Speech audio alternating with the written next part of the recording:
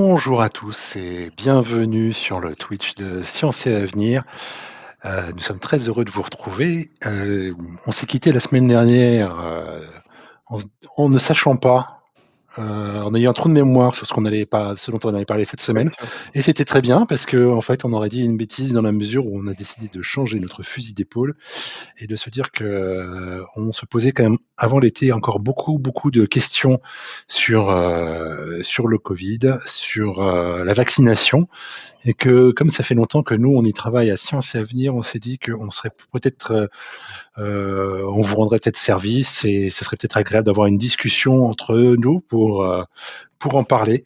Alors je vous présente, Hugo Jalinière. Salut Salut, Hugo. salut Mathieu. Hugo Gélinière, tu es à Sciences Avenir depuis, pas mal d'années, je crois que ça fait 8 ans qu'on se connaît, Ouais, quelque chose c'est comme ça, ça, 8 ans.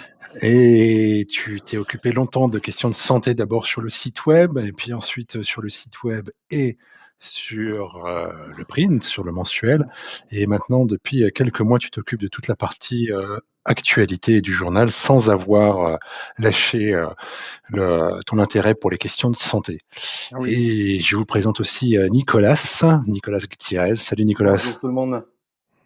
Et toi, tu nous as rejoints il y a plus récemment, mais tu as été extrêmement actif avec nous depuis, l'année dernière, notamment pour suivre toutes les questions justement du Covid. Et on te doit on grâce à toi, on a suivi des graphiques d'analyse, assez précis d'évolution de la maladie, d'évolution de la vaccination. Donc, tu nous as, abreuvé de données graphiques. Donc on va être là pour répondre à toutes vos questions ce soir. N'hésitez pas à les poser directement sur le chat. Heu Ça commence fort. ah! Salut Salut aux Lama nouveaux Tristan, arrivants. salut Lisdel. Bonjour Rocky Racer. Alors effectivement, ça commence fort. On va y aller. Alors ça, c'est une question qui va nous occuper un petit moment, mais d'abord, je termine mon introduction dans l'improvisation la plus totale. Science et Avenir, si vous vous posez des questions sur le sur le Covid, vous tapez Covid Science et Avenir dans Google et vous allez arriver sur une page, dans laquelle vous trouverez, voilà, combien on en est, combien, attendez, hop, attendez, je vous partage ça. Je sais pas si vous voyez ma page, voilà, vous arriverez sur une page ici, Science et Avenir, on en est à 1786 articles, consacrés au Covid depuis 1 an et demi. Donc il y a assez peu de chances que vous ne trouviez pas la réponse à la question, heu, que vous vous posez ici, mais on va essayer d'en faire la synthèse de tout ça. Tout ça pour vous dire qu'on a suivi ça de très près, qu'on est, assez crevé, mais que ça a été, intense, et qu'on se pose toujours chaque jour de nouvelles questions. Un sujet qu'on a suivi donc sur le site web, je vous invite à y aller. Mais par ailleurs, il faut quand même que je fasse notre petite promo Science et Avenir. C'est d'abord le mensuel.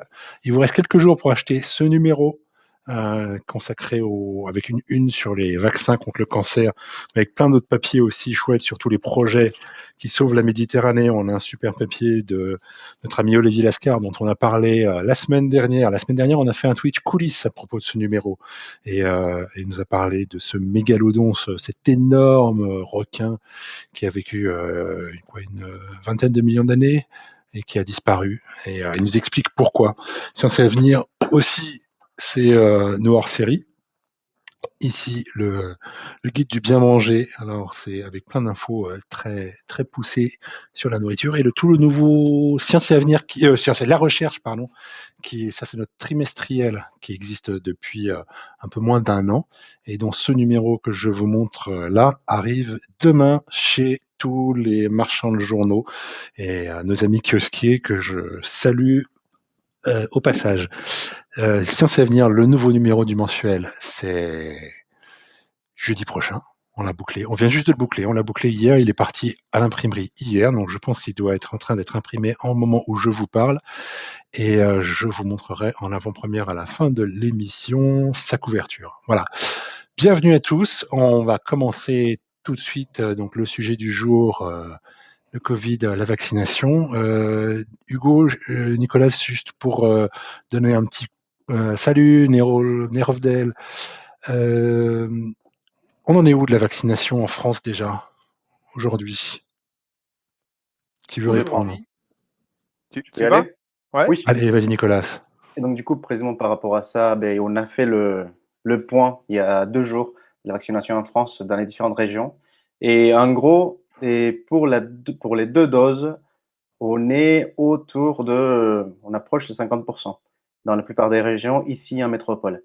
Et pour la première dose, je dirais. Pour la deuxième dose, on est bien plus bas, mais l'idée, c'est d'y arriver.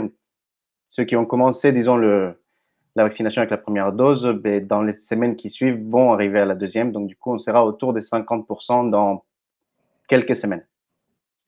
D'accord. Et l'objectif pour arriver à ce qu'on appelle l'immunité collective, c'est-à-dire le fait qu'on soit tous suffisamment protégés pour ne plus transmettre le virus et qu'il disparaisse de lui-même, c'est combien? Ça dépend, on ne sait pas vraiment. C'est-à-dire, avant, on parlait de 70-75%. Maintenant, il y a des chercheurs qui parlent plutôt de 90% pour être sûr d'une bonne protection. Donc, on ne peut pas vraiment savoir. On le saura avec les pays qui sont les plus avancés avec la vaccination, notamment Israël, au Royaume-Uni. Quand ils arrivent à ça, 70-80%, on commencera à voir si, en effet, c'est suffisant pour avoir une protection de groupe ou pas. Ouais. D'accord. Alors, avant qu'on rentre plus dans les détails, et là, Tristan, on va répondre à ta question, bien entendu, sur les ARN messagers. Tiens, 80%, 90%, aucun pays n'y arrivera. Pour finir ton intervention, Nicolas, est-ce que tu penses qu'effectivement c'est un C'est objectif théorique? possible, ça dépend après ce qu'on prend comme 90%. Si c'est 90% de la population entière ou 90% de la population qui peut se vacciner, donc soit de majeur ou soit à partir de 12 ans. Et après, en effet, les pays les pays qui vaccinaient beaucoup commencent à arriver, disons, à une limite, on dirait, et qui est autour de. Attendez, je vais vous dire, j'ai ces données-là ici. Donc, par Alors, exemple, le pays qui a le plus, par exemple, le pays comme le Royaume-Uni ou le Chili ou l'Israël, c'est les 3 qui ont le plus vacciné pour le moment. Et elles commencent à stagner autour de 60-70% de personnes vaccinées. Les d'accord, États-Unis, par exemple, eux, ils commencent à stagner à un peu plus de 50%. Et ils commencent à avoir du mal à pouvoir vacciner les personnes. Ils commencent à arriver et c'est de plus en plus difficile que les gens disent oui à la vaccination. Donc, On ils commence. commencent avec des stratégies un peu originales, comme par exemple vacciner les gens dans le métro ou des choses comme ça, pour augmenter l'opportunité de vaccination, mais c'est pas simple, Ouais, aux on commence. États-Unis, il y a des endroits où tu peux avoir une bière et où si tu fais Ouais. vacciner. par exemple. Ouais, ouais. Oui, mais Hugo. il y a un bar à Pigalle qui offre la pinte aux personnes vaccinées. C'est bon à Ah, savoir. Voilà. bon, à Renseignez-vous. consommer avec Mais modération, c'est bien vrai qu'en France entendu. aussi, on voit que ça commence à plafonner. Le nombre de premières doses là a drastiquement chuté ces dernières semaines. Et moi, juste pour rebondir sur cette histoire d'immunité collective, il faut pas voir le truc comme trop binaire. Soit on empêche complètement le virus de circuler, soit non. À 60-70%, il y a un effet sur la circulation du virus. Le truc, c'est que le taux de personnes qui doivent être vaccinées pour empêcher la circulation d'un virus, il est calculé en fonction ce qu'on appelle le R0, le nombre de reproduction du virus. Et là, on a un problème. D'ailleurs, l'ISDEL nous demande de faire un petit point sur les variants. C'est qu'en fonction des variants qui circulent, ce nombre de reproductions, qui en fait, c'est le nombre de personnes qu'une personne infectée va contaminer. Donc, au tout début de l'épidémie, il était à 3,5, grosso modo. Donc, c'est-à-dire que si moi je tombe malade, en moyenne, je vais contacter 3,5. Ça veut dire que je vais en contacter systématiquement 3,5, mais si on prend un échantillon de population, ça va multiplier par 3,5. Au moment où la D'accord. pandémie était en vitesse de croisière, où on n'avait pas de masque, où on se lavait pas les mains, où on n'avait pas acquis toutes ces techniques de distanciation sociale. Et là, ce qu'on voit avec mais c'est Nicolas qui en parlera mieux que moi, mais avec le variant Delta, de fait, comme il est plus contagieux que le variant Alpha et que le variant originel, on a un nombre de reproductions qui est potentiellement plus important, qui serait supérieur à Bon. 5-6. Quoi. On va revenir avec là, parce que là tu rentres d'un coup dans les détails. En tout cas, quand tu es vacciné, ton nombre de reproduction et ce R0 là, il diminue. Donc, je Quand compte. on est... Oui, oui, c'est Ça, ça. l'idée, Et en c'est que fait, non seulement moi, je vais pas aller à l'hôpital, a priori, mhm, mais en plus, je vais moins contaminer si je me fais infecter, voire pas du tout. oui, oui, oui, C'est ça oui, oui, l'idée, bien d'accord. sûr. Est-ce qu'on peut, avant qu'on rentre dans les détails, commencer parce qu'il faudrait qu'on le précise une fois pour toutes, c'est quoi un vaccin? Hugo, tu peux me dire en 2 mots? C'est éduquer le système immunitaire à reconnaître un agent infectieux pour savoir le combattre quand il le rencontre, effectivement. Donc on lui présente un petit bout de ce virus pour le préparer à la vraie rencontre. Quand il va se retrouver, quand l'organisme va se retrouver touché par des particules virales, bah, il saura s'en défendre. Donc ça, On pour peut le faire montrer, comme il y a ça. plusieurs stratégies et donc quelle stratégie on a exploré avec succès pour le Covid? On a essayé, alors parfois on peut montrer un virus, le vrai virus, Ah oui, une partie du virus, voilà les différentes stratégies vaccinales. les différentes, stratégies, bah, la plus basique, qu'ont utilisé les Chinois notamment, c'est de prendre, une vraie particule virale et puis de l'inactiver par des processus, chimiques ou thermiques. On prend ce virus et on fait en sorte de le rendre, le moins pathogène possible, non pathogène et ensuite il suffit de l'injecter dans l'organisme pour, lui dire: «Voilà, tu dois apprendre à te défendre contre ce virus. Là, je te l'ai rendu un peu moins méchant, mais apprends à le reconnaître pour que quand tu as une vraie souche, méchante qui arrive, tu sois moins malade». Donc ça, c'est un peu la base et puis nous, en France, c'est surtout les vaccins à ARN messager donc qui ont Alors été, ça, c'est une nouveauté, jamais auparavant on avait fait des vaccins comme ça. Alors c'est quoi l'ARN messager? j'y vais? Vas-y, Oui, vas-y, Hugo. vas-y. Ouais, c'est un petit code. En fait, on connaît bien, l'ADN, le code génétique, qui est présent, qui code, les protéines que fabrique une cellule.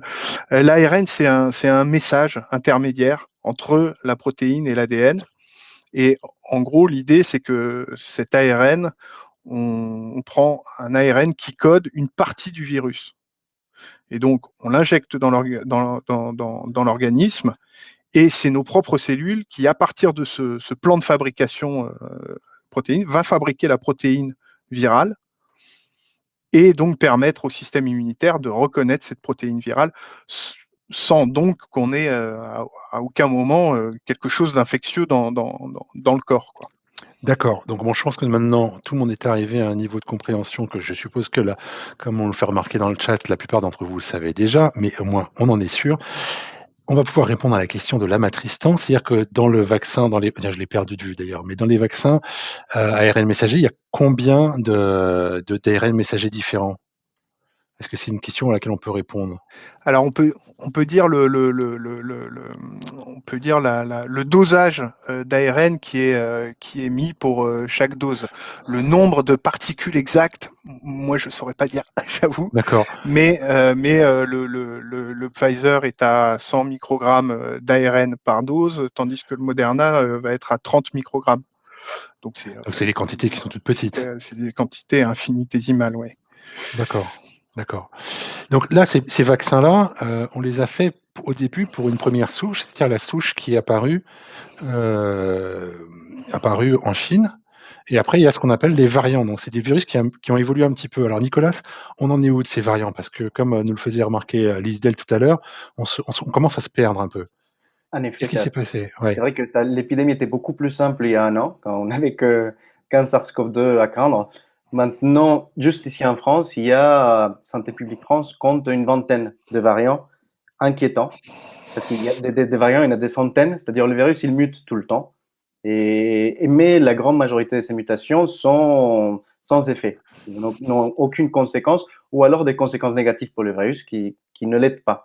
Mais il y a quelques mutations qui, au contraire, lui donnent un avantage et ça crée du coup des variants et ça crée du coup une course entre ces différents variants et pour voir lesquels du coup arrivent à infecter le plus de monde le plus rapidement possible en fonction de ces différents avantages.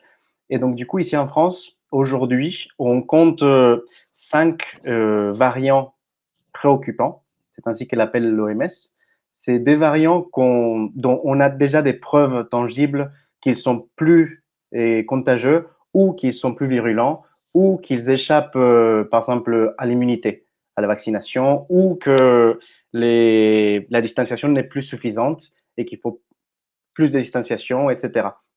Donc pour ça, il y en a 5. La plus connue, c'est Alpha, qui était le variant anglais il y a peu. Ouais, donc on les appelle plus par leur origine pour pas stigmatiser les pays d'où ils viennent. Voilà, exactement. Parce que du coup, c'est-à-dire, par exemple, le variant Alpha, c'est pas forcément anglais. C'est les Anglais qui l'ont détecté en premier, mais c'est pas forcément en Angleterre qu'il est apparu. On peut pas le savoir. Et donc, du coup, ce qu'on faisait, c'est qu'on commençait à stigmatiser les pays qui faisaient le travail de séquençage que d'autres ne faisaient pas. Et donc, du coup, maintenant, c'est Alpha qui a pris le dessus dans la planète entière en 2021, pardon, et qui, c'était la 3e vague ici en France, qui commence à s'essouffler et qui commence à être pris dans la course par d'autres variants. Donc, vous les avez sûrement vus dans les médias passés, le variant venant du Brésil qui s'appelle Gamma, le variant venant d'Afrique du Sud qui s'appelle Beta. Et ces deux variants, ils montent très lentement en France, mais ils sont présents. Leur danger, c'est que non seulement ils sont plus contagieux, mais apparemment, ils peuvent échapper partiellement à l'immunité, soit à l'immunité due à une infection précédente, soit à l'immunité due au vaccin. Donc, par rapport à ça, c'est un peu inquiétant. Et celui qui est à la mode aujourd'hui, c'est le Delta, qui a été détecté en Inde et qui a pris l'Inde en assaut et que maintenant a causé une reprise épidémique au Royaume-Uni et au Portugal. Au Royaume-Uni, il s'est installé quasiment, il est prédominant aujourd'hui, c'est ça? Oui, aujourd'hui, plus de 90% des cas sont causés par le variant Delta. Et donc, du coup, en France, on en est où avec en ce France, variant? aujourd'hui, on est à 10%. 10%. Ouais. Et tu dis que il peut échapper à notre système immunitaire et déjà éduqué, soit par une première infection, soit par le vaccin. Pour ce variant-là, le Delta, on ne sait pas s'il peut échapper à l'immunité, mais il commence à avoir des évidences qui iraient dans ce sens. Qui iraient dans le sens c'est des chercheurs qui ont étudié en Inde ce qui est arrivé. Et donc, du coup, grâce à des modélisations, ils ont vu que la progression du variant Delta là-bas n'est possible de la façon comme elle a été, parce qu'elle a été très rapide, que si ce variant arrivait à infecter des gens déjà infectés. Parce qu'on imagine que beaucoup de gens en Inde avaient été infectés déjà lors des vagues précédentes. Et donc, du coup, si le variant a pris autant d'ampleur, c'est probablement parce qu'il arrive à infecter des gens qui avaient déjà été infectés. C'est ce qu'on a au Royaume-Uni, où il y a une bonne partie des gens qui sont vaccinés, partiellement, mais beaucoup plus qu'en France, par exemple, et quand même, on voit une montée du variant Delta. Donc, on ne sait pas encore, on ne peut pas encore dire s'il échappe ou pas à l'immunité. Ce qu'on sait, c'est que les vaccins semblent être efficaces à 2 doses. Oui. C'est-à-dire, ça a été étudié, par exemple, pour le vaccin Pfizer, le vaccin d'AstraZeneca, qu'avec une seule dose, ce n'est pas suffisant. Mais avec 2 doses, la protection, elle est là, même s'il est moindre qu'avec les variants alpha ou avec les souches traditionnelles du virus SARS-CoV-2, mais c'est suffisant. Ça serait au-dessus des 90%, donc le vaccin fonctionnerait quand même. Alors, explique-moi bien, quand tu dis moindre, ça veut dire quoi? Ça veut dire que je ne vais pas avoir de symptômes ou je ne vais pas avoir de symptômes graves? C'est-à-dire que l'efficacité pour éviter l'infection, mais aussi pour éviter les formes graves, elle est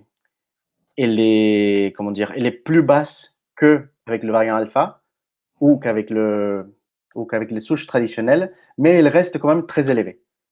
C'est-à-dire cette protection, elle est autour des 90%. Disons que pour le variant alpha, elle était autour de 95 voire 99%. Donc là, elle est quand même très élevée, 90%, c'est quand même beaucoup. Mais c'est sûr, il y a une diminution par rapport aux souches traditionnelles. D'accord.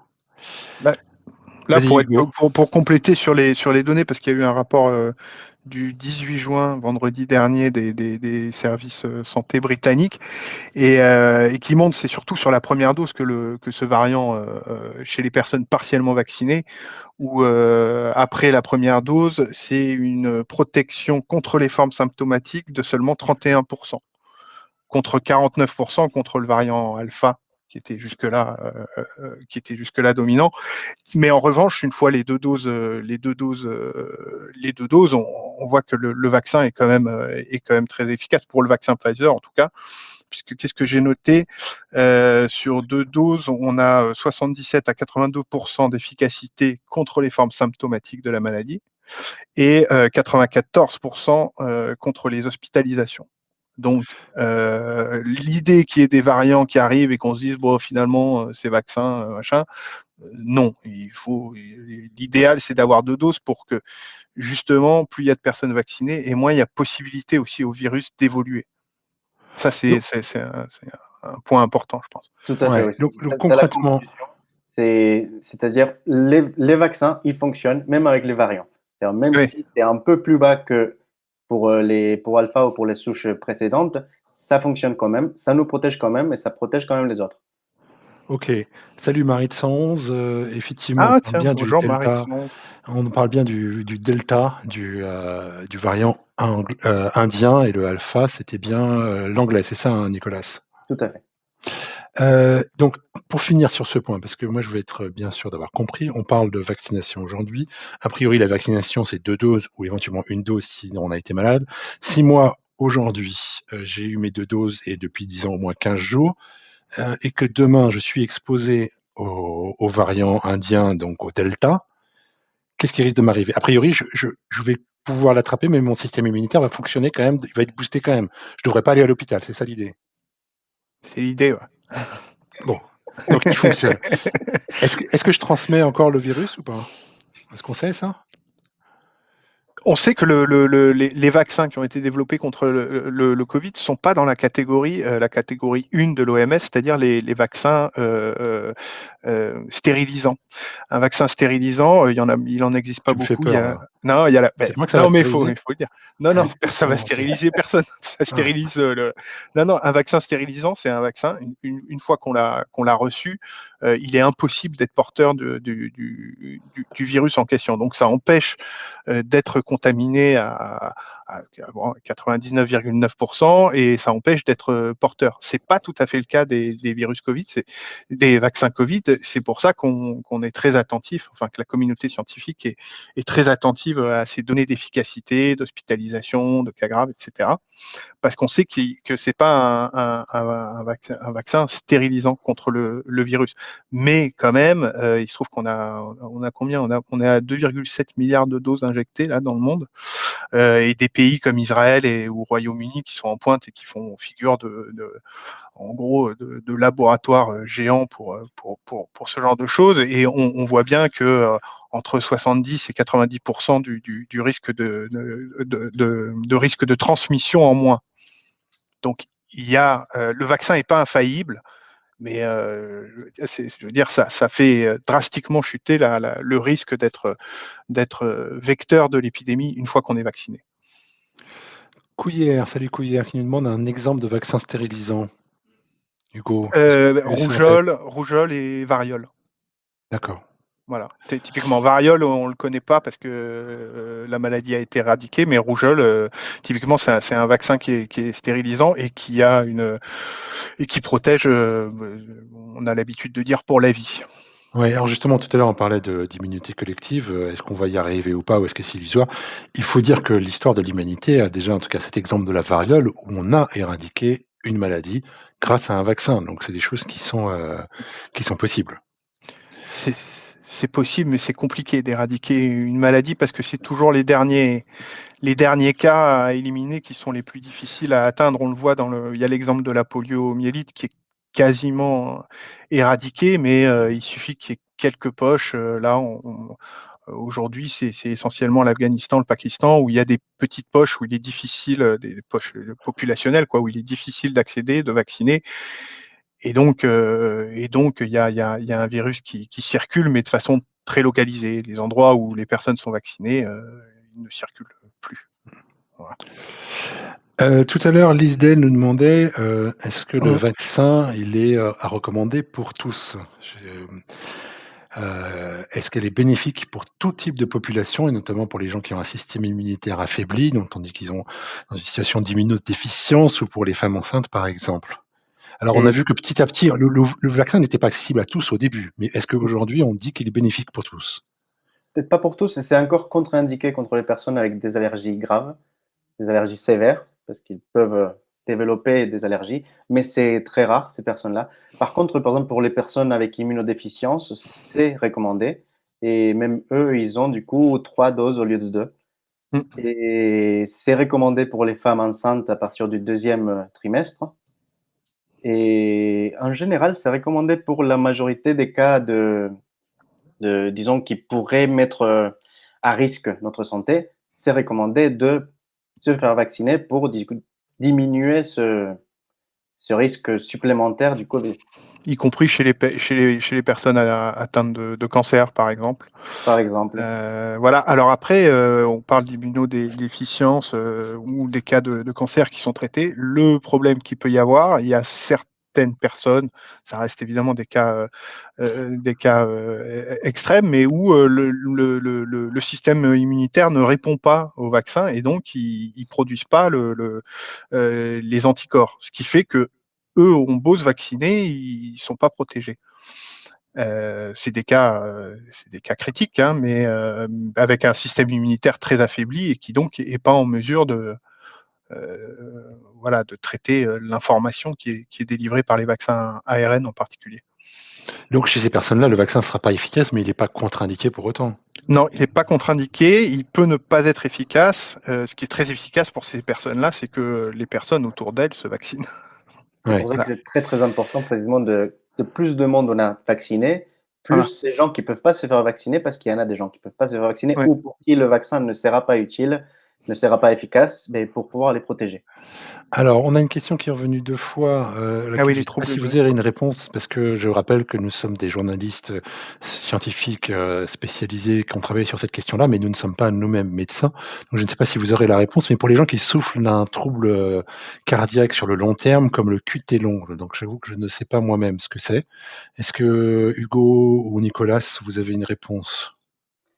Alors, oui, vas-y. Vas-y. Non, que je sache, non, le vaccin ARN ne allonge pas l'espace QT. Donc c'était quelque chose qui arrivait avec la hydroxychloroquine ou Alors c'est quoi l'espace QT? Excuse-moi. l'azithromycine. Et c'est À dans le rythme l'électrocardiogramme. cardiaque, voilà. Ouais. Dans le rythme cardiaque, c'est la fréquence à laquelle, Ah oui, entre 2 pics. voilà. Finalement, c'est ton rythme cardiaque? Et oui, voilà, c'est le rythme cardiaque. Et donc, du coup, c'est, par exemple, il y a certains médicaments qui peuvent modifier cet espace et donc, du coup, créer des tachycardies, des problèmes comme ça. C'était d'ailleurs un des problèmes précisément qu'on voyait avec le mélange hydroxychloroquine et azithromycine. D'accord, et donc il n'y a pas de contre-indication pour ces personnes-là aujourd'hui? Non. D'accord. Voilà, merci beaucoup en tout cas pour ta question Amric, FR. J'espère qu'on y a répondu.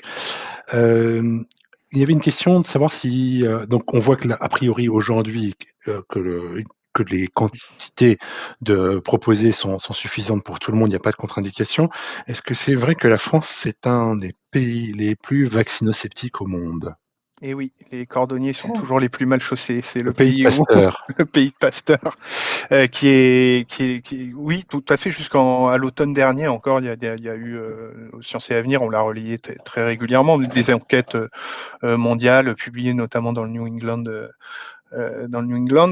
qui montraient qu'on avait en gros un taux d'adhésion, de confiance en la vaccination qui était aux alentours de 60%. Et ce qui est amusant, entre guillemets, dans cette campagne de vaccination, c'est qu'on voit la chose pas mal fluctuer.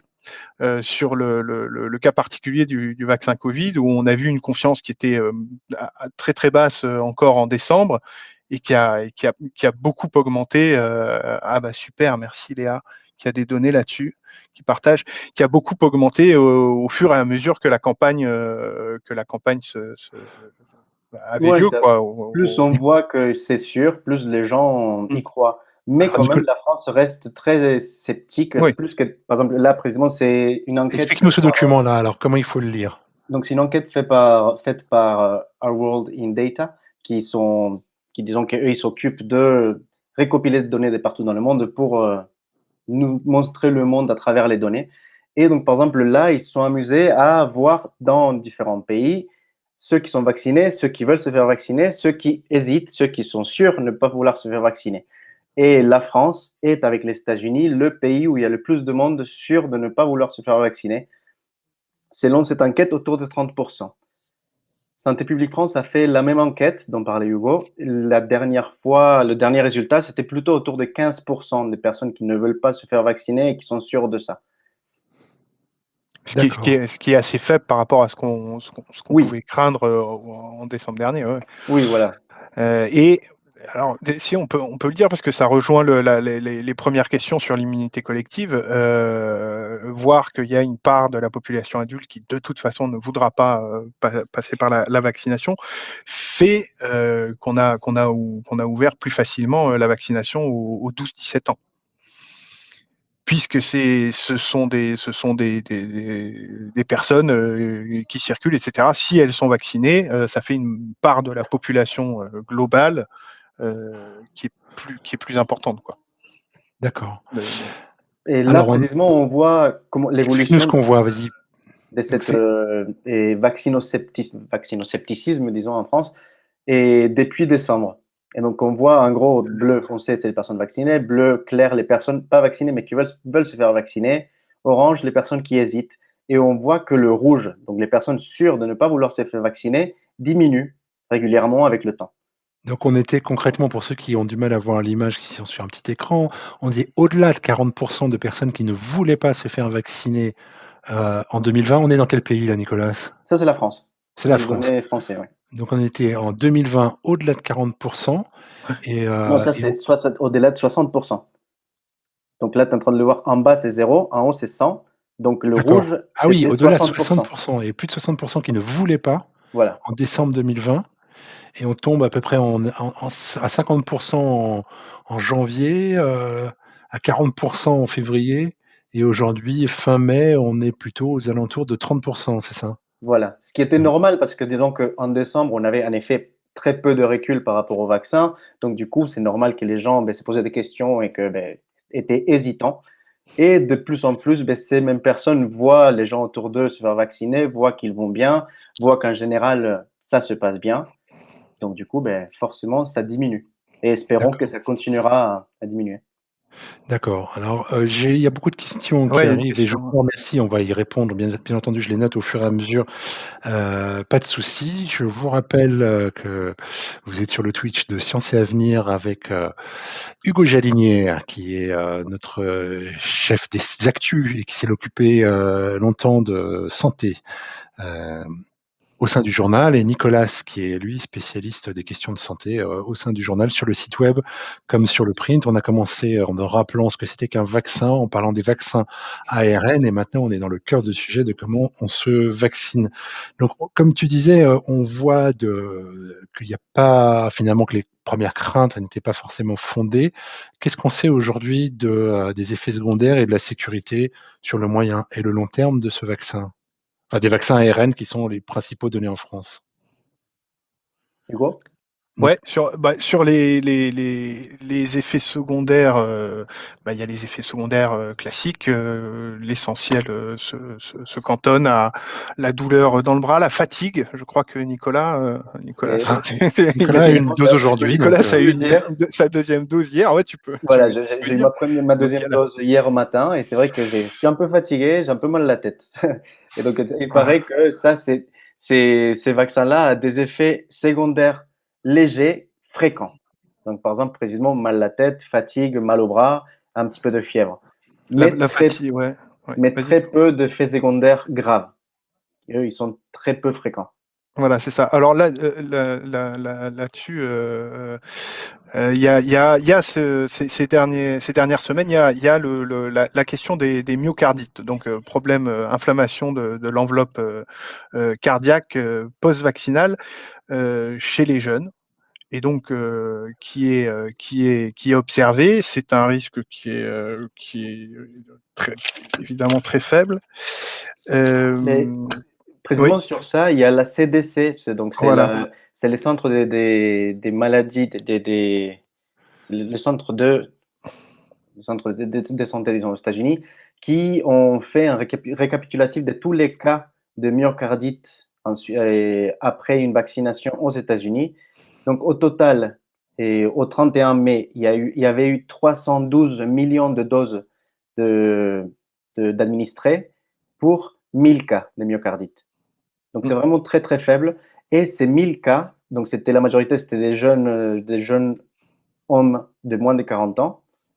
Et après quelques semaines, les myocardites se résolvaient toutes seules.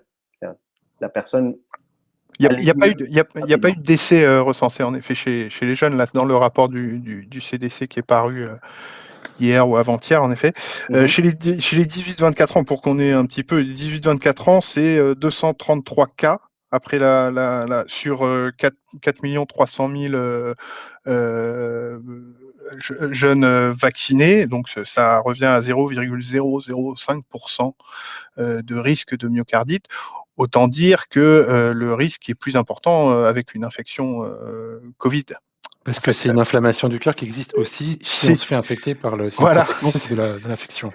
c'est ça. C'est que parmi la large gamme de symptômes Associé, ouais, associés à à une l'infection. infection Covid, il y a notamment la myocardite. La myocardite. Voilà. Ouais, vas-y. Et il a été montré que même chez des personnes infectées qui ne présentent pas des symptômes, donc des personnes asymptomatiques, il y a des atteintes cardiaques. D'accord, Oui. Donc c'est quelque chose de très courant, les atteintes cardiaques dans le Covid-19. d'accord. Sur le long terme, qu'est-ce qu'on peut dire? J'imagine qu'on peut pas vraiment parler de long terme parce que la première personne vaccinée dans les premiers essais cliniques, ça fait à peine plus d'1 an. Mais au moins sur ce recul d'1 an et comment on peut se projeter dans l'avenir, qu'est-ce qu'on sait de la sécurité de ce vaccin? Alors sur celui-ci, sur 1 an, il n'y a pas d'effet à long terme de 1 an. C'est-à-dire que les effets indésirables, qu'ils soient légers ou plus rarement graves, interviennent dans les semaines qui suivent l'injection. Et alors pour savoir les effets à long terme, à 2, 3, 4, 5 ans, c'est vrai qu'on peut pas le dire aujourd'hui. Le seul comparatif qu'on a, c'est avec les dizaines de vaccins qui ont déjà été autorisés pour certains il y a plusieurs dizaines d'années et où on n'a pas d'exemple de cas d'effets secondaires graves provoqués par une vaccination sur le long terme. Mais le fait qu'on ait face à pas à une technologie nouvelle ici avec l'ARN, est-ce que ça amène pas à se reposer la question quand même? Si, forcément. Il faut Mmh. jamais arrêter de se poser des questions et de surveiller. Non, mais c'est important. On peut pas dire qu'on sait des choses qu'on ne peut pas savoir actuellement. Donc forcément, il faut se poser la question. Mais ce qu'il y a d'assez rassurant, moi je trouve, sur cette campagne de vaccination, c'est qu'il y a aussi un système de ce qu'on appelle la pharmacovigilance, qui est le suivi des effets secondaires qui sont remontés, que n'importe qui peut faire remonter. Nicolas, si tu veux faire remonter ta fatigue, tu peux. Il y a un système de pharmacovigilance qui fait qu'on a un peu, on a une possibilité de voir précisément tout ce qui se passe chez les personnes vaccinées, qui est assez incroyable, qui s'est jamais rencontré dans l'histoire de la vaccination. Alors, je prolonge cette question par une question à Nicolas, parce que donc là, on parle de vaccin ARN, tu l'as expliqué Hugo tout à l'heure.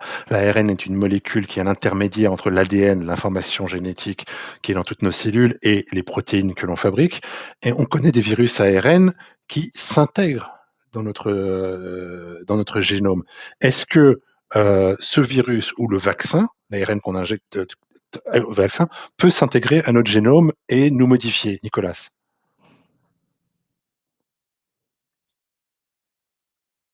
Mais du coup, en Ah, Nicolas, on peut effet, il y a perdre. des,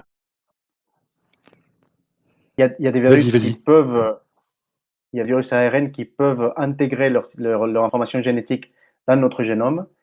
Et ce n'est pas le cas. Il y a différents types de virus. Et c'est le virus, le SARS-CoV-2, c'est un virus à ARN où tout le cycle du virus se passe dans le cytoplasme, donc dans nos cellules. Et il y a le cytoplasme à l'intérieur et le noyau. C'est dans le noyau qu'il y a le génome, qu'il y a l'ADN. Il est protégé là-dedans. Et pour l'ARN, pour le virus à ARN, tout se passe derrière. Il rentre dans la cellule, il reste dans le cytoplasme, et c'est dans le cytoplasme qu'il se réplique, qu'ils produisent ce qu'ils vont produire, etc. Pareil pour le vaccin à ARN, cet ARN, il reste que dans le cytoplasme. Et donc, du coup, ça rend, je ne peux pas dire impossible, mais très peu plausible que cet ARN puisse aller dans le noyau pour s'intégrer dans le génome. C'est quelque chose qu'on n'a pas encore vu avec d'autres virus à ARN comme le SARS-CoV-2 et qu'on ne devrait pas voir non plus avec ce virus-là. Après, à l'échelle évolutive, tout est possible. Et donc, à l'échelle évolutive, c'est sûr que peut-être qu'on le verra. Mais ça concernera peut-être 1-2 personnes là dans toute l'épidémie. C'est dans des périodes très très longues qu'on peut arriver à avoir des événements aussi rares. D'accord, merci beaucoup. Marie-Tsan, je crois que la blague sur la 5G n'a pas été faite, effectivement. Et donc, je pense que nous pouvons témoigner, dans nos bureaux parisiens, on capte extrêmement mal le portable, que depuis que nous nous sommes vaccinés, puisque c'est mon cas, je ne capte absolument pas mieux. Donc, voilà. Notre expérience, qui n'est absolument pas significative, va pas dans le sens d'une amélioration de la réception des ondes électromagnétiques. Et on n'est pas aimanté non plus. Non, oui, ça tient pas. Ça, c'est un truc qui aurait été super, le truc qui remplace le brassard là pour courir là, sans brassard. Je comptais dessus, mais ça marche pas. Mathieu, il y a une question par rapport suite à la question là sur l'ARN qui peut s'intégrer. Vas-y. Ouais. Donc, attends, je peux pas voir Aquan Sensei. Aquan Sensei, qui parle qu'en effet, il y a eu un papier qui disait que c'était possible à cause de rétrotransposons que nous avons dans notre génome. Donc, en effet, dans le génome, dans notre ADN, nous avons des rétrotransposons. C'est des bouts d'ADN qui peuvent se balader, disons, dans l'ADN parce qu'ils intègrent en eux une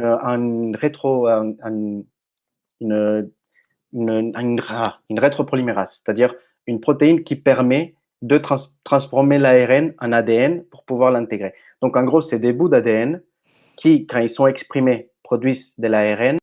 Cet ARN code pour une rétropolymérase qui transforme cet ARN en ADN, et ainsi l'ADN peut s'intégrer dans une autre partie du génome. Et donc, du coup, il y avait une étude qui disait que ces mécanismes pourraient être en train d'arriver avec le SARS-CoV-2. Précisément, moi, j'ai fait un article sur ça, j'ai interrogé la personne, le chercheur qui a fait cette étude, ainsi que des chercheurs qui ont fait d'autres études qui montraient l'inverse. Et ce qui est très probable, et c'est ce qu'ils ont montré les autres chercheurs, c'est que les techniques de séquençage qu'on utilise aujourd'hui, c'est des techniques à très haut niveau, très très sensibles, qui du coup arrivent à amplifier même des choses extrêmement rares. Et du coup, même des artefacts. C'est-à-dire, quand on fait du séquençage, ce qu'on fait, c'est qu'on fait une amplification, c'est-à-dire, et pour pouvoir voir, disons, l'ADN, il y a des amorces, il y a des bouts d'ADN qui vont se coller à cette séquence pour la reproduire, jusqu'à qu'on ait assez pour pouvoir la voir. Et ce qui arrive, c'est qu'il se peut que dans certaines, la polymérase qui fait ça passe d'une molécule et saute à une autre, créant des hybrides. Des hybrides qui font, donc, où du coup est mélangé l'ADN de notre génome avec l'ARN du virus. C'est ça qui a fait croire à ce chercheur qu'il y avait des chimères, qu'il y avait des bouts d'ARN du virus qui étaient en train de s'intégrer dans le génome. Les autres chercheurs montrent que c'est très probablement juste des artefacts à cause des techniques utilisées. Après, par contre, les deux chercheurs, donc même celui qui disait que c'est possible que ça arrive, ils disent tous que c'est impossible que ça arrive avec le vaccin, que l'ARN du vaccin, c'est impossible par contre que ça arrive, ou encore une fois, je ne dis pas impossible, mais très peu probable. Parce que quelle est la différence? Parce qu'il y en a moins, parce qu'on n'a pas ces molécules avec le vaccin? Parce que le vaccin, donc c'est l'ARN qui rentre dans le cytoplasme, il reste dans le cytoplasme et rapidement il est. Il est détruit. Oui, c'est des bouts d'ARN qui ne peuvent pas. C'est pas pareil qu'avec le virus qui peut, disons, est plus stable. Et donc du coup que ça ne peut pas arriver aussi parce que, et c'est ça ce qu'il expliquait, disons, le mécanisme qu'il expliquait pour que les lines, ça s'appelle comme ça, les rétrotransposons, puissent faire ça, c'est que les lines, apparemment, ils sont exprimés en moment de stress. Quand par exemple on est infecté, à un moment de stress, ces lines peuvent s'exprimer plus. Et donc du coup, c'est ce qui, selon lui, pourrait permettre que des bouts de l'ARN du virus puissent rentrer dans le génome. Mais lors de la vaccination, il n'y a pas d'infection, donc il n'y a pas de stress, donc il n'y a pas de raison pour que les lines soient exprimées. Et donc du coup, pour que ça puisse arriver. D'accord. Bon, eh bien, écoute, merci beaucoup, Nicolas. Là, je pense que la personne qui nous reprochait au début de l'émission d'être un peu trop basique doit être satisfaite de l'exactitude de tes propos sur cette fois-ci. Juste pour finir, là, ici, sur les évolutions génétiques, Marie de Saons nous fait remarquer qu'on subit des modifications tous les jours à moindre niveau. Oui, je pense que c'est quelque chose qui est vrai parce que les cellules se reproduisent et à chaque fois qu'elles se reproduisent, il peut y avoir des erreurs dans la reproduction. Mais là, on parle de l'introduction d'un génome étranger, d'un virus, donc c'est ça qui est frais, j'imagine. Hugo. Ouais, attends, j'étais en train de lire un message. J'étais en train de lire le message d'Aquan Sensei. Bon, oui, non, mais il y a des modifications génétiques. On parle toujours du code génétique comme si c'était un truc fixe, mais en fait, ça bouge tout le temps. Nos gènes s'expriment ou sont plus ou moins exprimés selon l'environnement auquel on est confronté. Je vois qu'il y a Cornélien qui parle des perturbateurs endocriniens. Ça peut être la lumière du soleil, ça peut être plein de choses. Donc oui, la génétique n'est pas quelque chose de gravé dans le marbre. Ok. C'est bon pour toi sur cette question, Nicolas? Oui, tout à fait. Attends, je voulais juste on peut partager des choses dans le chat? Ah bah oui, je pense. Oui, voilà. Donc c'était le lien pour Aqua Sensei, le lien de l'article qui parle de ça précisément. Ok, merci beaucoup. Alors, je voudrais revenir à un point un peu plus proche pour pour tout un chacun, c'est-à-dire qu'on a eu une espèce de sentiment de cafouillage au niveau de l'espace entre les 2 doses. Ouais. D'abord, on a dit 6 semaines, puis après on a dit peut-être 3 semaines, et puis après on a dit bon, je sais pas. Le message était pas clair. Pourtant, j'imagine que dans les essais cliniques qui amènent à la mise sur le marché de ces vaccins, au début, on a dit quelque chose. Ces essais, ils ont dit quelque chose. Hugo. Oui, les essais, alors ça dépend du type de vaccin utilisé, mais pour les ARN messagers qui sont les plus utilisés en France, les essais cliniques ont été faits avec un écart de 21 jours, grosso modo entre 3 et 4 semaines entre la première et la deuxième dose. Le truc, c'est qu'on s'est retrouvé en janvier, on avait quand même pas beaucoup de doses. Et on s'est dit, tiens, pour avoir plus de premières doses à utiliser plus rapidement, on va décaler la deuxième dose. On va dire qu'on va la faire 5 semaines après, au lieu de la faire 3 semaines.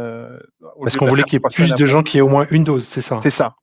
En fait, en janvier et février, il fallait protéger à tout prix les résidents des EHPAD, qui sont les plus fragiles, qui sont évidemment des patients très, très à risque. Et donc, on voulait les vacciner le plus rapidement possible, sauf qu'on était en pénurie de vaccins. Donc, il y a eu cette espèce de choix qui très rationnel, hein, mais d'entre-deux, où on se dit, bon, on va gagner un petit peu de dose en décalant la deuxième à 5 semaines. Le Royaume-Uni, eux, avaient choisi de faire pareil, mais en décalant à 8 semaines, il me semble, au départ.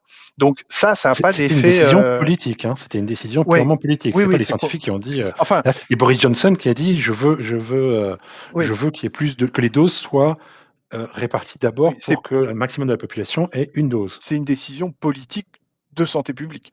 Bien Mais sûr. oui, basé sur des choses, les scientifiques ont dit que c'était Voilà. possible d'aller jusqu'à là et que ça allait pas diminuer l'efficacité du vaccin Voilà. après les 2 doses. Voilà. Donc c'est ça, ta dose ne devient pas moins efficace si tu la Mmh. prends plus tard. Non. C'est juste qu'on Alors, est moins protégé entre les 2 doses parce qu'on n'a qu'une seule dose. Donc du coup, voilà. plus on attend pour la 2e dose, plus de temps on est protégé à moitié, disons. Et donc ça, en fonction de la situation épidémiologique, des variants qui circulent, etc., il y a des questions qui se posent depuis le mois de janvier. Tous les pays se posent la question est-ce qu'il faut la faire un peu après pour avoir plus de doses? Est-ce qu'il faut respecter ce qu'il y avait dans les essais cliniques pour être plus carré? Par exemple, il y a l'exemple du vaccin AstraZeneca, qui n'est pas un vaccin ARN, mais un vecteur viral, où là, on s'est rendu compte que l'essai clinique, il avait été fait avec la deuxième dose était donnée, elle était donnée 8 ou 12 semaines après. Non, 8 semaines après, et on se rend compte que si elle était donnée 12 semaines après, la protection conférée par la deuxième dose était plus importante que si on donnait la deuxième dose plus tôt. Il se trouve que pour les vaccins ARN, la différence, elle n'est pas significative. Qu'on la Donc, donne 3 soit 3 semaines ou semaines 6 semaines après. après, c'est pareil. Jusqu'à la semaine dernière, il fallait respecter 5 semaines entre les 2 doses de vaccin ARN en France. Là, je parle en France. Voilà. Et il se trouve qu'à l'approche des grandes vacances, puis je suis sûr qu'il y en a plein d'entre nous qui vont commencer à penser à partir, il y a eu un assouplissement de ces conditions, de façon à ce que les gens se disent pas: «Ah bah, je me prends pas ma première dose parce que je pourrais pas la faire dans les temps, je serai en vacances et j'ai pas envie de revenir, pour me faire la deuxième dose», ce qui est, logique. Et donc on a un peu plus de liberté. Il y avait plusieurs questions là qui demandaient ça. Aujourd'hui, en France, on peut se faire la deuxième dose entre 21 et 49 jours après la première. Voilà. Ce qui permet, de ne pas avoir à rentrer de vacances pour se faire la deuxième dose et attendre, son retour normal. Donc si vous partez, mi-juillet, vous vous faites, une vaccination, le 10 juillet, et puis, vous faites, la seconde 49 jours après. Ça vous laisse bien le temps d'avoir de bonnes vacances. Voilà. Mais ce qu'il faut retenir là, c'est que dès 21 jours, on peut prendre la deuxième dose et on peut le faire jusqu'à 49 jours. Voilà. Et tu peux faire ta deuxième dose à un endroit différent de ta première aussi? Tu peux, mais dans l'organisation, si on a bien compris, bon, ce sera possible, mais c'est pas ce qu'il y a de plus souhaitable mais là, c'est vraiment que des questions logistiques, quoi. Ouais. Quand il faut, réapprovisionner un centre où il y a très peu d'habitants, hors, période de vacances, voilà, c'est de la logistique, transférer des lots de vaccins, d'un endroit, au fin fond de la Bretagne et plus au Stade de France parce qu'il y avait voilà, ce Alors genre de Marie-Sandra choses. nous pose une question effectivement laquelle on n'a pas répondu, une question toute simple. Pourquoi est-ce qu'il nous faut 2 doses? Surtout que c'est pas le cas avec tous les vaccins. Pourquoi avec les vaccins ARN, il faut 2 doses? Ah, il y a beaucoup de vaccins où il faut 2 doses quand même, hein. Ouais, le Janssen par exemple, il en faut qu'une seule. C'est le Bon bref, seul où en effet, cas pour cas, bon, faut quoi qu'il en sortir. soit, pourquoi il faut 2 doses?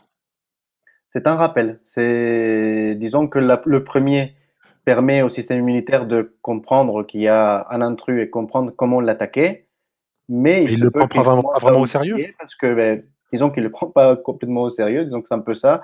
Le deuxième, c'est un rappel qui dit que vraiment c'est quelque chose d'important, qu'il faut se rappeler de cet intrus-là, et donc du coup, ça permet de développer la mémoire immunitaire du corps D'accord. Et Oui. de façon plus efficace. il y a cette analogie très simple, hein, quand on veut apprendre, une leçon, il vaut mieux la lire 2 fois qu'une seule fois. On la sait mieux généralement. Bah, Ouais. le système non, mais c'est vraiment pareil, quoi. Le système immunitaire, on lui fait une deuxième dose à un intervalle, un petit intervalle après, ça lui remet un coup de boost, quoi. Mmh. Voilà. Et avec cette possibilité, on n'en sait rien encore, Nicolas, sauf si tu me détrompes, mais avec cette possibilité qu'il y ait besoin, pour certaines personnes dont le système immunitaire serait pas un très bon élève, la nécessité d'avoir une 3e dose Oui, d'ici quelques c'est mois. déjà prévu précisément pour les personnes Ouais. immunodéficientes, donc qui auront 3. Et en effet, probablement, tous, on aura peut-être une 3e dose de rappel d'ici 1 an, quelque chose comme ça. Ce qui répond à ta question, Rocky Racer, mais effectivement, on est dans les essais cliniques, en fait, on regarde, et après dans la population générale, de combien est la protection et s'il faut rebooster un coup. On parle de la 2e dose. J'en reviens à une question qui était posée précédemment.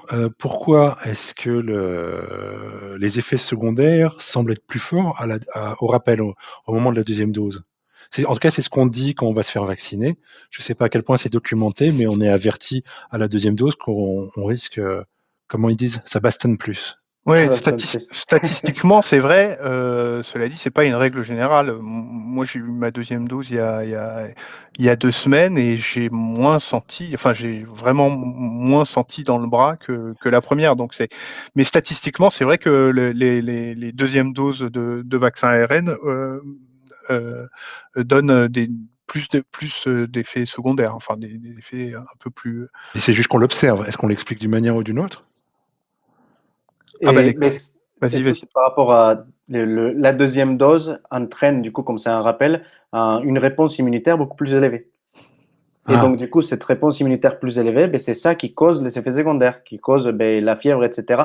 Comme si on était infecté, le corps essaye de oui, répondre c'est une à ça. preuve Il croit qu'il d'efficacité, est en fait. infecté. Mmh. C'est une preuve d'efficacité qui va avec ses effets secondaires. Tout Tout à à fait. fait. Alors après, le fait de pas en avoir n'est pas une preuve d'inefficacité non plus. Oui, voilà. D'accord. C'est la diversité des profils et des systèmes immunitaires qui est fascinante, hein, mais des fois, on peut pas tout expliquer. D3 nous demande si c'est la même densité d'ARN dans les 2 doses. Je crois que les vaccins sont strictement identiques pour la 1re et la 2e dose. Oui, tout Oui, à fait. oui. OK. Ils sont différents entre eux sur le dosage de Moderna ou Pfizer, mais sur les 2 doses, c'est les mêmes, ouais. Tout OK. à fait.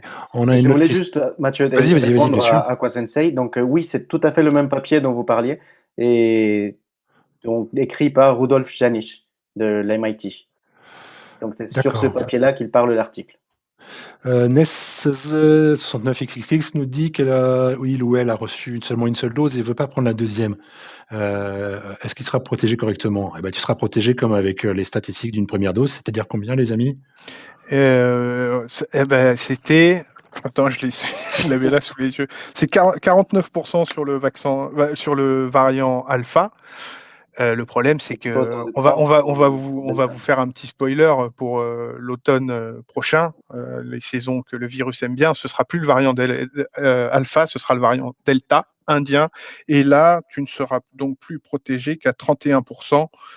Et encore, c'est, quelques semaines après la 1re dose.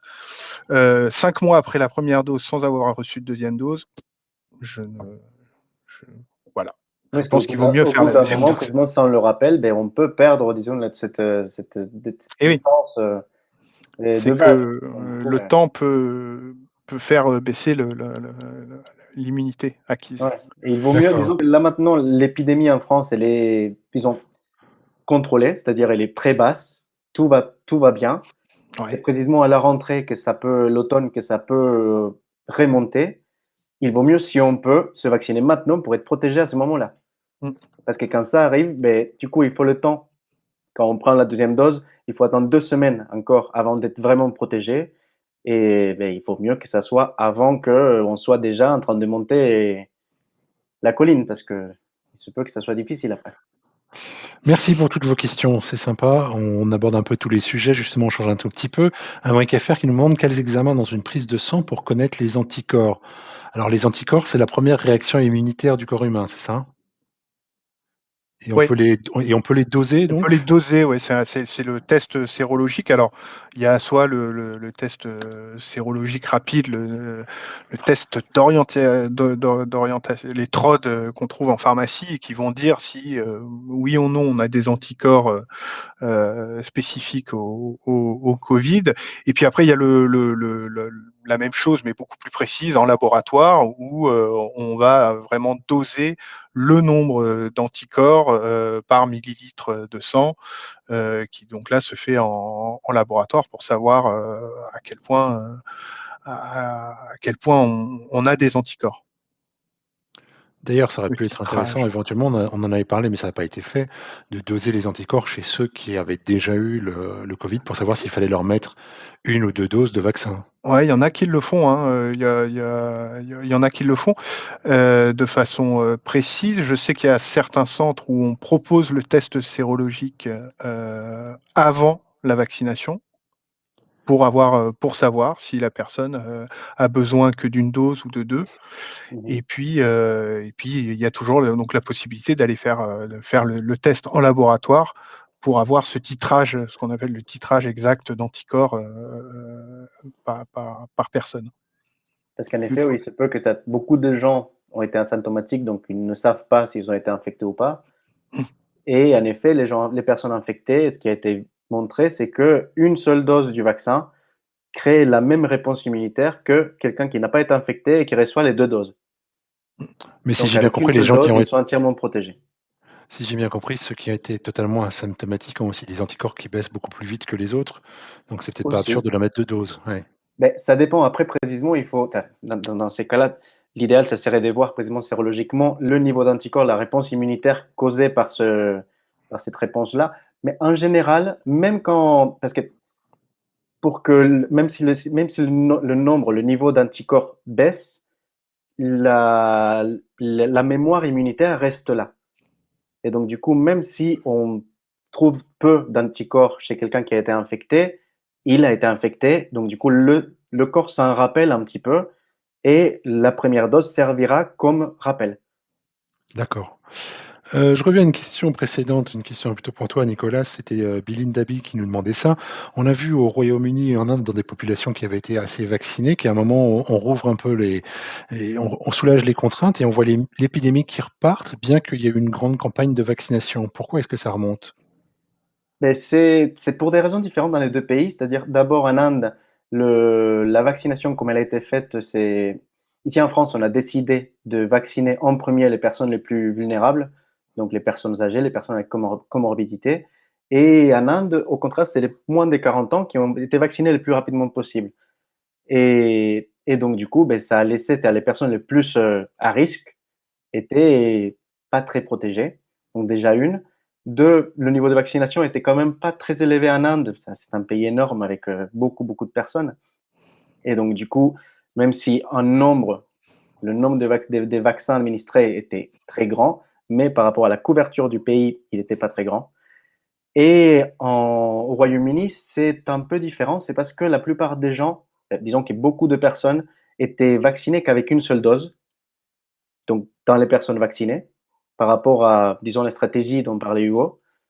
Et aussi, même les personnes, même en comptant le total, il y a 40% des personnes qui ne sont pas vaccinées. Donc, du coup, disons que le réservoir pour le virus est quand même élevé encore. C'est d'ailleurs le cas, par exemple, ici en France, même si on arrive à ce que le gouvernement voudrait des 35 à 40 millions de vaccins d'ici la fin de l'été, le réservoir restera quand même élevé pour créer une vague. Et après, ce qui peut nous aider ici en France, c'est que précisément, on a vacciné en premier les personnes à comorbidité, les personnes à risque. Donc, il se peut que la vague au nombre de cas soit élevée, mais que dans les hospitalisations, elle soit plus basse Mmh. que les vagues précédentes. C'est ce qu'on espère. Oui. Oui. À noter quand même qu'au Royaume-Uni, les hospitalisations concernent très largement, des personnes pas vaccinées, quand même. Voilà. Donc il y a une vraie résurgence de l'épidémie, là-bas. Mais sur les hospitalisations, sur les cas graves, c'est essentiellement des personnes qui ne sont pas vaccinées. Amric Effer nous dit qu'en Israël, on ferme de nouveau les frontières aux touristes. Je ne sais pas si c'est vrai, j'ai pas vérifié cette information. Oui, tout à fait. Il commence à avoir une remontée à cause précisément du variant Delta. Et donc, du coup, ils étaient très contents de leur vaccination et de la façon, avec vaccination et confinement, ils avaient réussi à maîtriser l'épidémie. Et aujourd'hui, ben, ils ont l'impression peut-être de perdre le contrôle. Et donc, du coup, ils commencent en effet avec des mesures très contraignantes pour les personnes qui viennent de l'étranger pour éviter qu'il y ait plus de variants qui arrivent à ensemencer l'épidémie. Tu nous avais dit en Israël, on est à combien de taux de couverture, de personnes vaccinées? Je vais dire ça tout de suite. Et voyons. Parce que j'imagine. C'est très vacciné, mais pas suffisamment. C'est ça qu'il faut c'est dire. qu'il y a toujours, c'est comme ce que tu viens de dire, Nicolas. On est à 65 de 2 doses. Oui, voilà. Donc 2 doses, on est à 60% et une dose, on est à 64%. Donc 2 ça veut doses, dire c'est quand qu'il y a même 60%, c'est quand même qui... beaucoup. Mais il reste 40% des personnes qui ne sont pas vaccinées. Voilà. Et donc c'est là où le variant Delta, qui est connu pour être plus contagieux, fait son boulot, quoi. Oui, et ça fait quand même beaucoup de monde, 40%, même plus un virus est vacciné au monde. Plus un virus est contagieux, plus la couverture vaccinale pour conférer une immunité collective doit être élevée. La rougeole, typiquement, on prend souvent cet exemple, la rougeole, une personne contaminée par la rougeole va en infecter en moyenne 15 autres. Et ben, la rougeole, si on veut stopper la transmission de la rougeole, c'est minimum 95% de couverture vaccinale. Donc 95% de personnes vaccinées, ce qui est évidemment énorme. Et plus le coronavirus mute, et plus il devient contagieux et plus il faudra que cette couverture vaccinale soit élevée. Ouais. Pour avoir une idée, au début de l'épidémie, c'est-à-dire en mars 2020, on estimait le R0 du SARS-CoV-2 de l'époque, c'est-à-dire le nombre de reproductions, c'est-à-dire le nombre de personnes que quelqu'un infecté infecte à son tour, c'est-à-dire une personne infectée 3 personnes en moyenne. Et grâce aux masques, à la pression, etc., ça a beaucoup baissé. Aujourd'hui, on estime, c'est encore des estimations, ce n'est pas sûr, ce n'est pas prouvé encore, mais on estime que le variant Delta, il est autour de 7. Le R0. 7.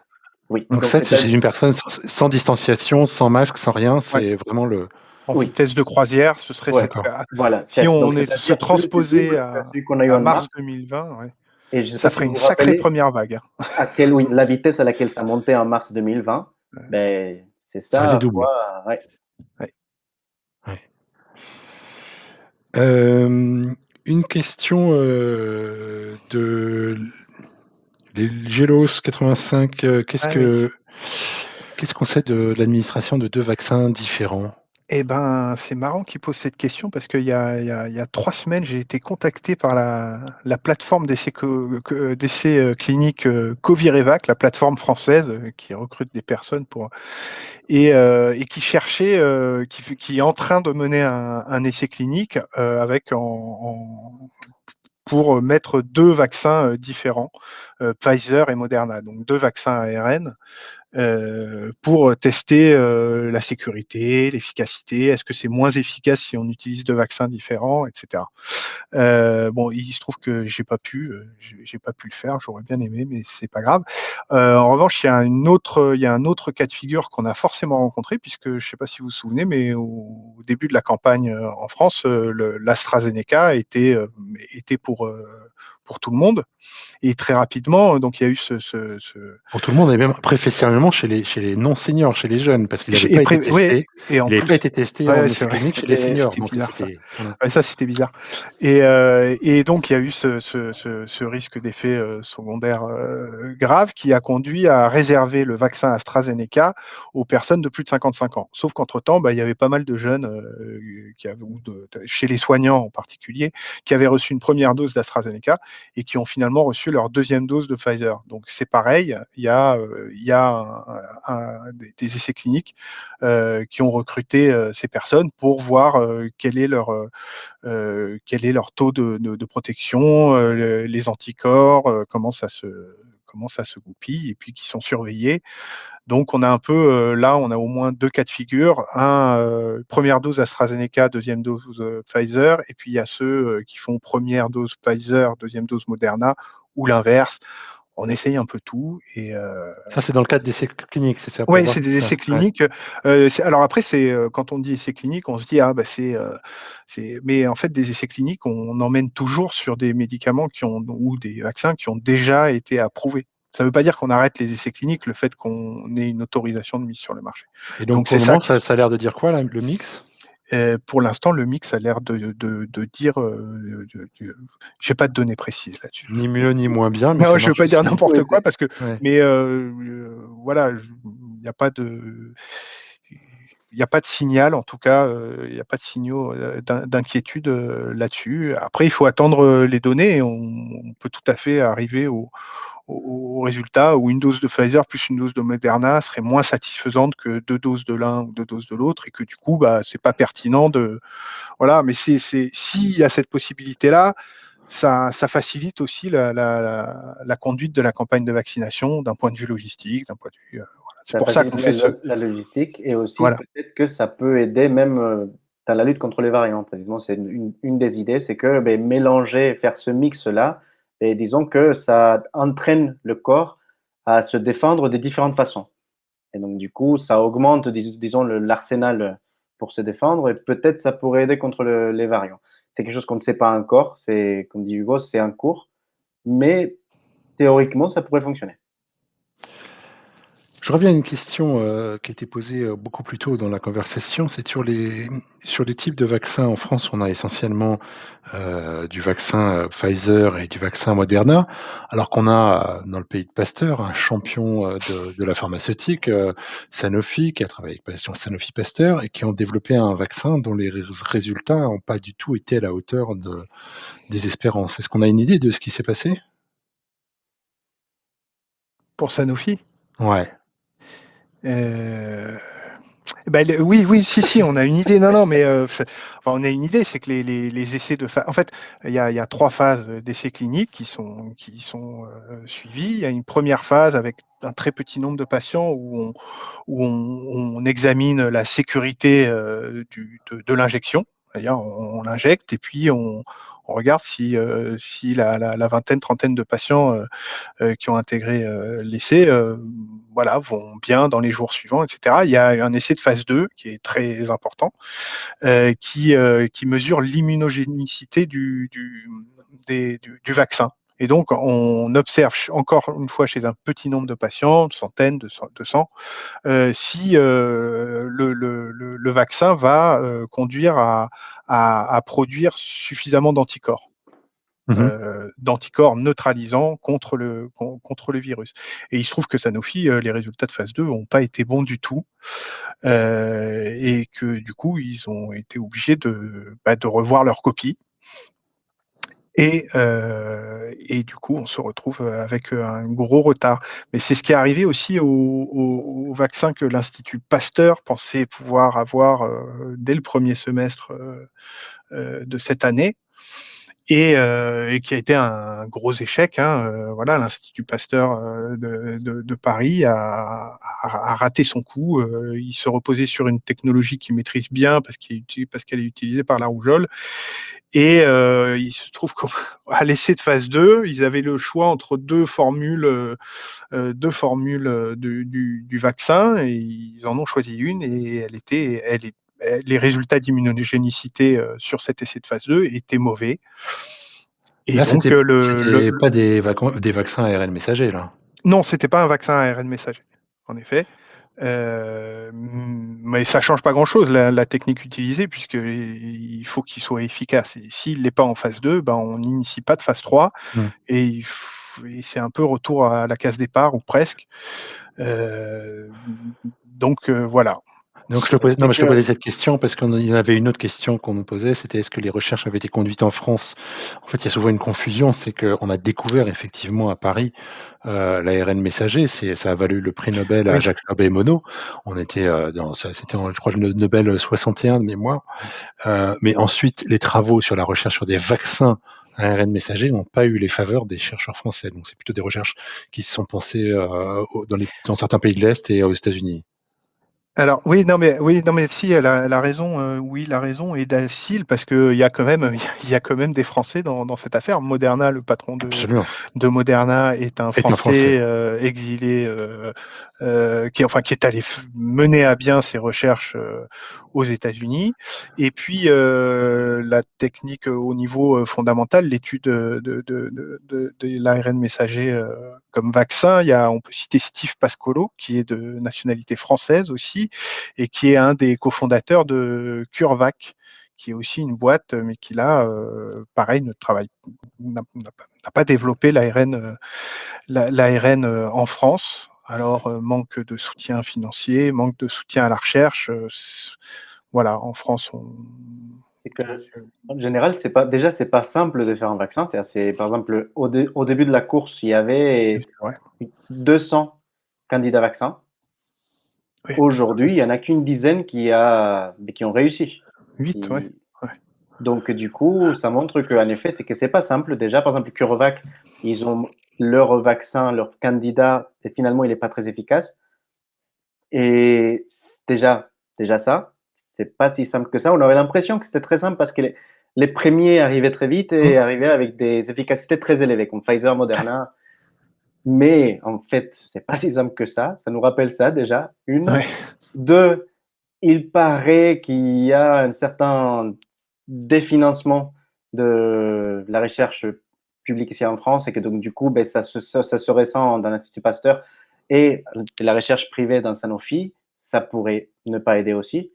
Et après, pour ce qui est l'ARN messager, les vaccins ARN messager, cette technologie très nouvelle, très récente, et donc du coup très récente, ça veut dire aussi qui fait un peu peur aux investisseurs.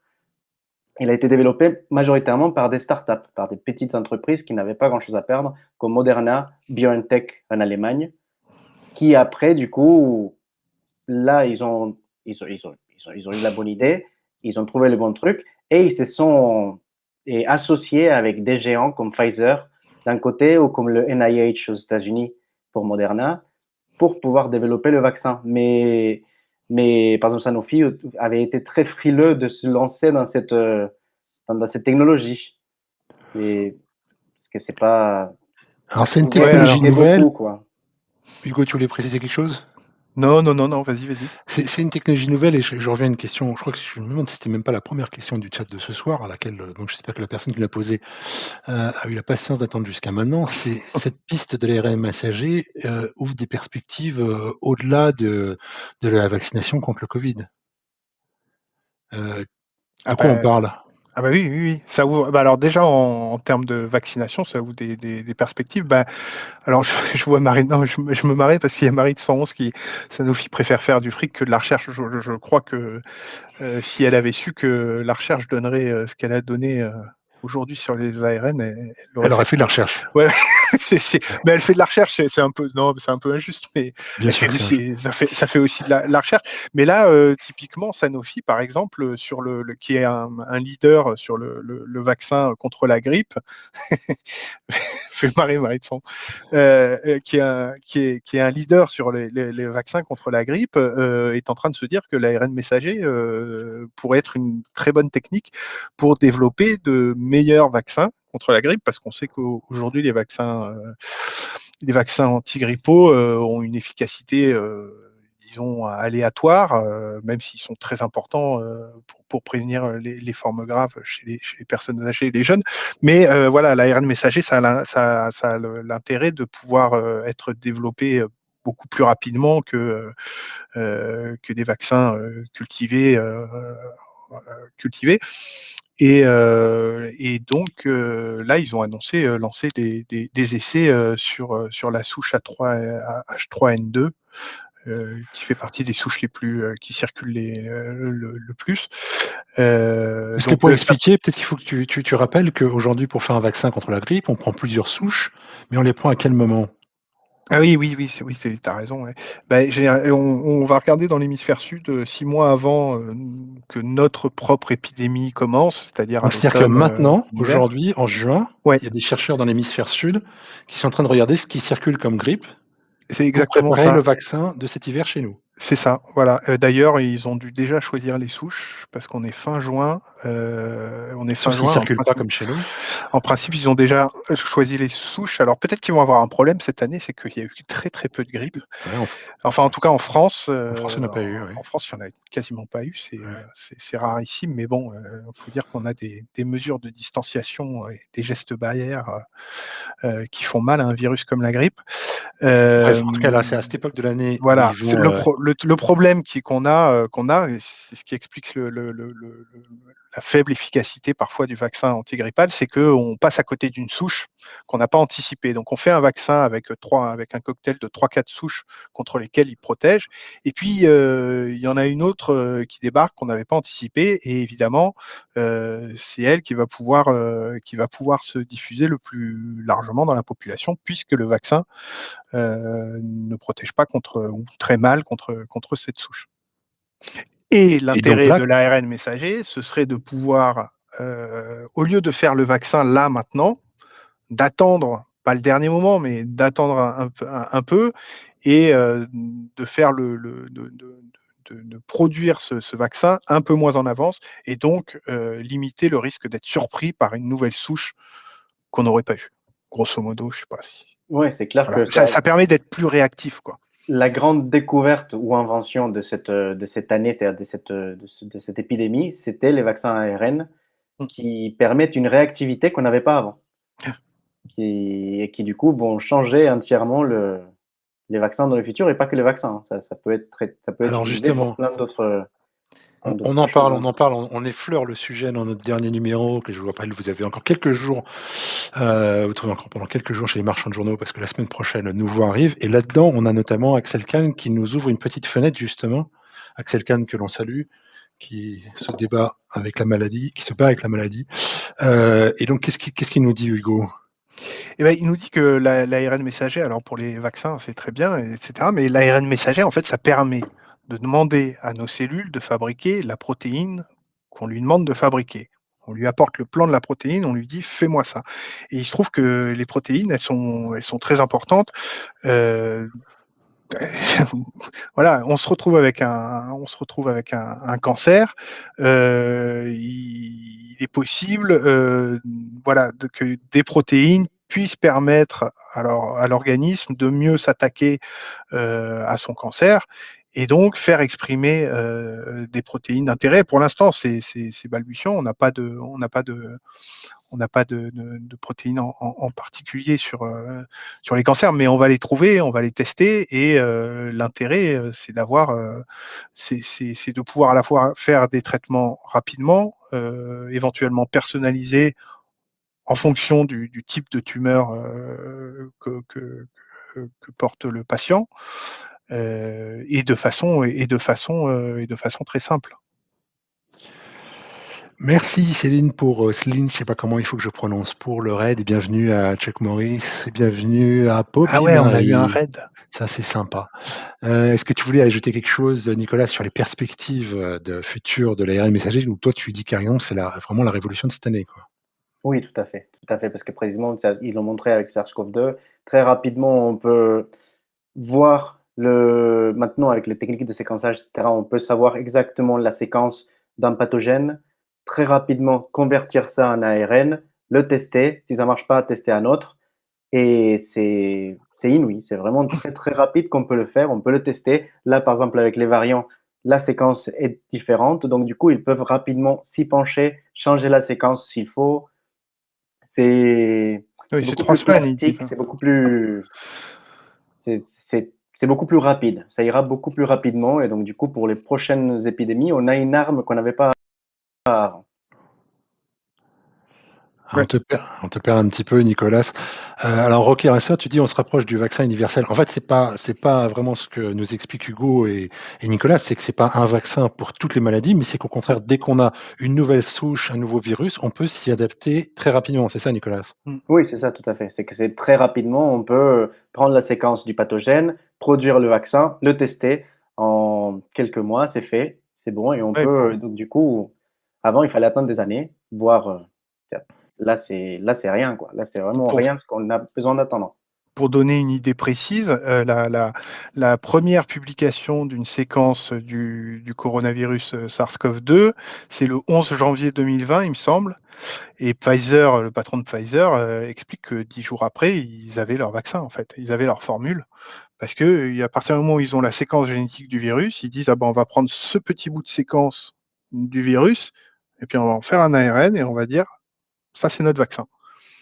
Ce qui a pris plus de temps, c'est les essais cliniques de phase 1, phase 2, phase 3, etc. Mais fin janvier, techniquement, c'est un peu fou à dire, mais fin janvier 2020, y avait un vaccin, quoi. Ouais, C'est c'est du fou, hein, jamais vu c'est dans la un recherche. gros, Ce qui est complètement, ils dingue. créent plusieurs vaccins différents, ils testent rapidement et comme ça, rapidement, ils ont un vaccin qui marche. Ouais. Donc C'est, après, c'est juste faire les essais. Donc, On attend de pied ferme le prochain virus émergent. Ouais, on n'est pas pressé là, on a Non. plutôt envie de partir en vacances tranquillement. Les amis, il nous reste Ouais, 5 c'est minutes. ouf. Si vous avez des dernières questions, n'hésitez pas à les poser maintenant. The Blast, The pourquoi Blast, ça fait autant du variant indien si on est quasiment tous vaccinés d'ici septembre, octobre? Alors, on a déjà partiellement répondu à cette question, mais effectivement, si on se projette à septembre, octobre, est-ce qu'on a une idée du pourcentage de vaccination qu'on atteindra? là, ce qu'on sait, c'est qu'aujourd'hui, on est vacciné en France à 26%, on est vacciné à 2 doses et à peu près un peu moins de 50% à 1 dose. Là, l'été, les gens vont se vacciner moins. On le voit déjà, il y a de moins en moins de rendez-vous de pris. Les gens sont en train de penser aux vacances. L'épidémie, elle est basse, donc du coup, disons, la motivation pour se faire vacciner n'est plus très élevée. Il se peut que ça n'avance pas beaucoup, que 50, maximum 60% d'ici la rentrée. Donc après, en septembre, octobre, que ça passe de 60 à 90%, ça me paraît très peu plausible. Donc je pense qu'en septembre, octobre, il y aura encore beaucoup de monde qui peut être infecté potentiellement. 4e vague ou pas alors? Comme nous demande Marie de 111. 4e vague, il y en aura forcément parce que Oui. le virus, il est avec nous. Donc, je veux dire, on compte plus les vagues d'épidémie grippale. Mais il y en a toujours eu. Là, une 4e vague en septembre, la question c'est combien il y a de personnes atteintes, combien il y a de personnes suffisamment malades pour devoir être hospitalisées et combien il y a de personnes qui finissent en réa. Donc une 4e vague à l'automne, c'est logique, le virus, il sera là. Mais si on est 60% si on est vacciné à 50%, eh ben, il circulera quand même pas mal et ça veut dire, y compris chez des patients jeunes, des Covid longs ou des cas rares avec une infection un peu. Ouais, marre du télétravail, Marie de 11. Voilà, donc l'ampleur d'une 4e vague qui aura lieu de toute façon, elle est fonction du nombre de personnes qui seront vaccinées. On en sort quand? Il y en aura combien des vagues là? Ah mais il y en aura, mais c'est ce que je te Ça dis. continuera Des tout le temps, vagues, hein, jusqu'à que soit on l'éradique complètement, ou soit. Mais disons, ce qu'on peut faire par contre, ça c'est va que être ces difficile vagues d'éradiquer. soient de plus en plus basses. Voilà, c'est ça. Plus de monde y a de vaccinés, plus ces vagues seront basses et toucheront moins de monde et finiront peut-être par être comme une grippe qui touchera peu de personnes. Il y a un autre Et pour ça, il faut qu'on se vaccine beaucoup. Il y a un autre coronavirus il y a d'autres coronavirus qui circulent chaque année, hein. Je prends toujours cet exemple, le coronavirus OC43 qu'on rencontre tous plusieurs fois dans nos vies. Mais il se trouve que on a une immunité de base qui fait que cette infection contre ce coronavirus, elle nous fait des rhumes. Bon, ben, on compte pas les vagues de rhume. Heu, c'est ça. L'idée, c'est qu'on en arrive à ne plus avoir à compter les vagues du SARS-CoV-2 qui, de toute façon, on n'empêchera plus sa circulation. L'éradication d'un truc comme ça, à mon avis, ça va être compliqué. Et toi, comment tu vois l'avenir, Nicolas? Comment je vois l'avenir? Cette année 2021, je pense qu'elle est quand même mieux que 2020, même si en effet, il y a des variants plus inquiétants comme Delta, Kappa et d'autres qui viennent derrière. Mais on a la vaccination, c'est un grand outil. Il faut qu'on l'utilise. Si on ne se vaccine pas suffisamment, ça servira pas et du coup, les variants vont faire du mal. Mais si on se vaccine, si on est protégé par rapport à ça, on pourra, je dis pas un retour à la normale parce que je sais pas quand ce qu'on pourra être complètement comme on était en 2019, mais par contre qu'on ne soit plus en 2020 ou en début 2021 et qu'on ne soit plus dans ce cas de confinement et de décès et dans cette année complètement déprimante qu'on vient de passer, quoi. Merci beaucoup. Bah, écoute, je crois que ce sera le mot de la fin, Nicolas, puisqu'on arrive au terme de cette émission. Hugo, je crois que tu sais cette fois-ci qui on a la semaine prochaine. Ouais, on a un super invité la semaine prochaine, Roland Lehoucq. Alors le thème, je suis pas très au point, mais ça va parler science et science-fiction. Voilà, on va s'évader Avec là, puis ça y est, c'est les vacances. vous retrouverez Olivier Lascar. qui est Roland Lehoucq et Olivier Lascar, le rédacteur en chef de tout ce qui est numérique à Sciences et Avenir, et Roland Lehoucq, qui est absolument passionnant, incollable sur la science-fiction et qui sait confronter la science et la science-fiction. Ce sera jeudi prochain à 17h30 sur cette chaîne Twitch. Ensuite, on prendra un peu de vacances et normalement, dès début septembre, on revient sur ce créneau. On vous confirmera ça sur le site web. N'oubliez pas, de toute façon, le plus simple, c'est que vous vous abonniez. Comme ça, vous serez prévenus en temps et en heure. Rendez-vous aussi sur notre site internet où on vous donne des news, sur Facebook où on a Valentin qui assure une modération, une discussion avec vous, qui donnera toutes les infos. Et la semaine prochaine, je vous donne rendez-vous aussi chez les marchands de journaux. Léa, est-ce que tu veux bien nous montrer la couverture en avant-première? Je vous l'avais promis. Voilà, la semaine prochaine, on vous emmène en vacances. On voudrait partir avec vous en vacances. Donc, on vous propose en France des trésors scientifiques. On s'est mis autour d'une table, toute la rédaction de Sciences et Avenir. On s'est dit, bon, allez, c'est quoi ton petit secret à toi où tu aimes bien aller te promener, où il n'y a pas tout le monde qui y va? On a eu beaucoup de mal à choisir. On a fait une sélection. On a été accompagné par quelques scientifiques qui nous donnent leurs petits secrets à eux. Vous trouverez ce journal en kiosque dès jeudi. Merci beaucoup, Léa, qui était derrière. Quelqu'un disait, il n'y a pas de modérateur, mais bien sûr qu'il y a des modérateurs. Il y a Léa qui est là. On a laissé passer ces messages publicitaires qui nous invitaient à acheter des abonnés parce que nous, on n'achète pas nos abonnés. On les laisse venir et vous êtes de plus en plus nombreux et nous sommes absolument ravis de partager ces moments avec vous. Nicolas, merci beaucoup. Hugo, merci beaucoup. On Merci vous retrouve à tous les jours sur le site scienceetavenir.fr. Si vous avez encore des questions sur le Covid, vous en avez écrit des papiers, vous les retrouverez sur le site. Je pense qu'il y aura les réponses à toutes vos questions. Merci à tous, à très bientôt. Passez une très bonne soirée et salut. Et puis à la prochaine. Salut. Bonne soirée à tous. Ciao. Ciao.